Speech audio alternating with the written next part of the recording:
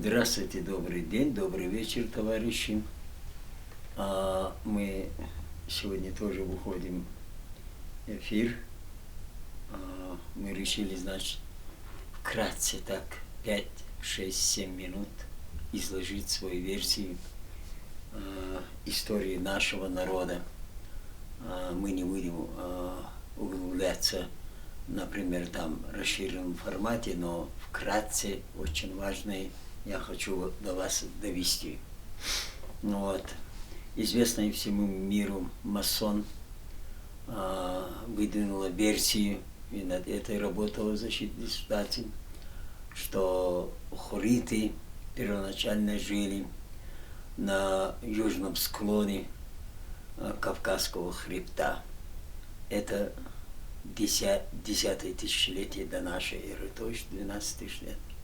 Оттуда они уже распространились по всему миру. В частности, это Малая Азия, это Шумеры, Междуречье, Месопотамия, это Средиземноморской бассейн, это впоследствии Гутия, потом Медия и вплоть до Илама.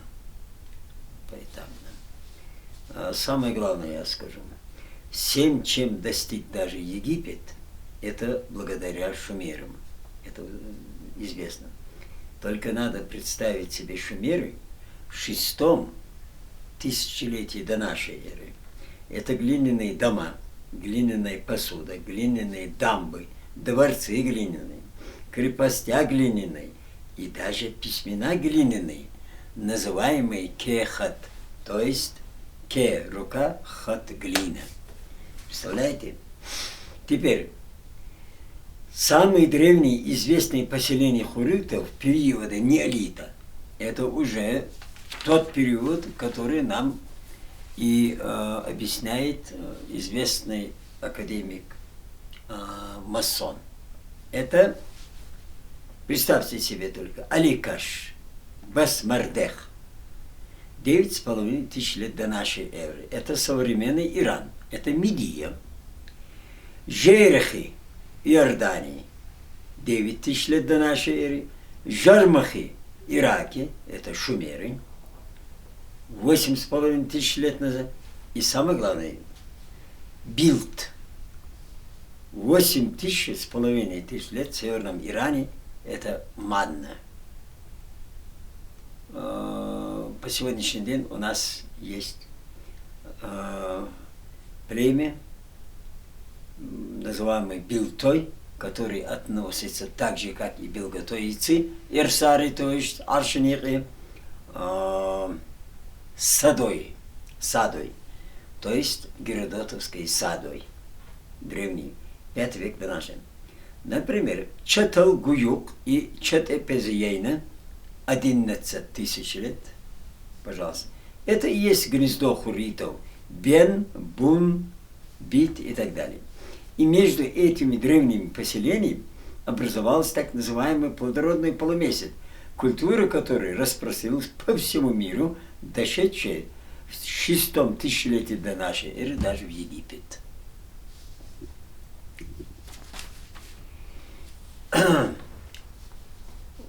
В 8 веке до нашей эры в ассирийских источниках упоминается манна. То есть манной она стала впоследствии. Медийский племенной союз включал в себе более 300 племен. Зама – верхняя часть Медии, а нижняя – Мазамою. И тут, в 8 веке, она изнутри сама стала называться Манной. Вот Манной.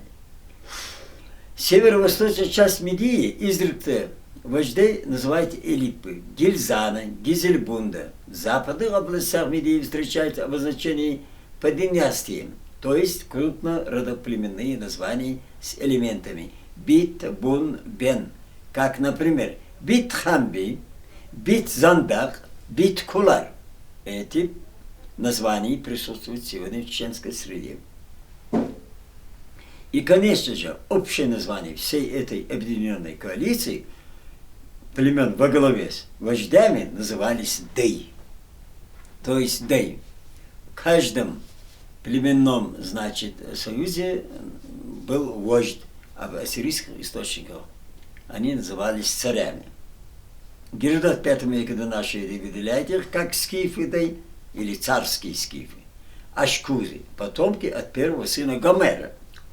Геродот определяет в северо-западной части Манны Имандай, в верховьях реки Аракса и Куры. Это уже ясно. Ашкузы или шкуды в греческом варианте. Халибы, рудокопы с глубокой древности были известны всему миру по изготовлению мечей, равных которому не было нигде. И секрет они держали в тайне. Манна и Мандай делилась на области Сурхой, Каш, Мессой, верховьях реки Джесут, Уашдеш, это восточное побережье реки Урми. Сегодня меня спрашивают озеро Урми, откуда слово «дзурдзуки». Дело в том, что в основном на Ире хуритские племена жили вокруг озера Урми и Ивана. Даже саки, то есть алароды, владели некоторое время Айраратской долиной или же всей Армении в одно время. Это восточное побережье реки Урми.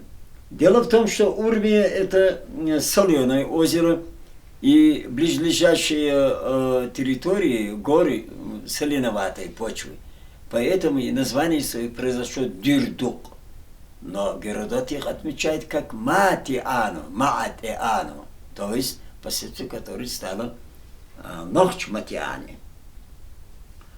Эрсияншой, Эштой, высокое место, где живут эры. Геродот говорит, из столицы Урартов, Тушпа, видны горы Эров, Эребунитов и Эреш-Атани, где территория делилась на множество племен. К северу от озера Урми земли Урартов, то есть Биэни. Со времен Миноа наиболее важным городом здесь был Улхи, охраняемый город. Крепость Шахар, Сардури, Хорд. Далее к северо-западу Катурский перевал. Между горами Ирсиба и Эройте, вот представьте себе, Эрсы и Эрем. У нас есть Эрсины есть и Эртины есть. Об этом ни в коем случае нельзя быть. Где между ними стоял древний город Хой. И по сегодняшний день между границей Турции и Ираном этот город сохранился, он и есть. Саллой, Армани, местность Угарсалли, в горах на одном из притоков реки Диала. Общинной территории самой так называемой род падины реки Адем, Хидихдел, потоки Тигра, то есть древнее название Аринский, и Ефрату, Урфо, Атира. У Диалы две потоки, Лолу и Идр, то есть это Большой и Малый Зам. Царство Мусасина и царство Кертаари были самым северным из заманских земель Уруми. Здесь находились крепостя Бун-Ас-Йина и царство Кертаари с центром Ларби-Ас в районе Сахни.